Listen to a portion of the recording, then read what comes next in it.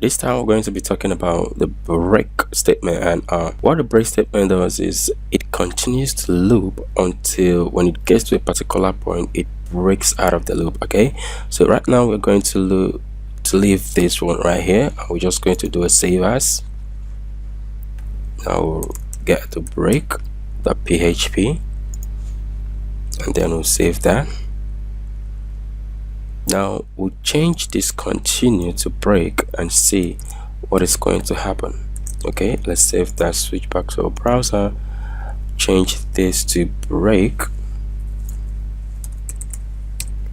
and let's see what we're going to get. Now you discover that it counts from 0. Once it gets to 5, it does what? It broke the loop. Okay, it breaks the loop. So now another way to do that, another way to accomplish something like this, is by telling it that you don't want to include a comma when it gets to 10.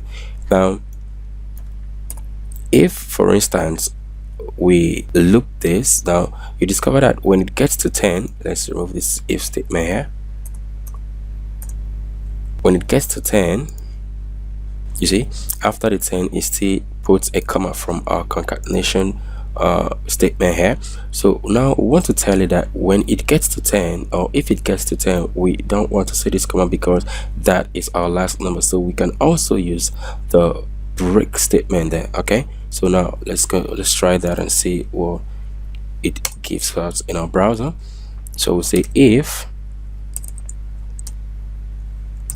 variable a is equal to 10, okay, what we want to do, we want to break out of the loop, so break. Okay, and now all we're going to do is we're going to echo the comma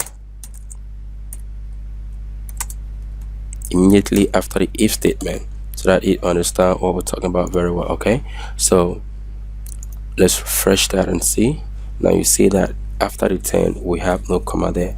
So the break statement breaks out of a loop when it gets to a particular when it meets a particular criteria. So now we've talked about the 3 types of loop. We talked about continue, we've talked about break statements. So in our next section we'll be looking at functions. We'll talk about what functions are. We'll look at how to define our own functions, and we'll talk about a lot of things. But for now, get accustomed to this, know how it works, and practice it very well. I'll see you in the next video.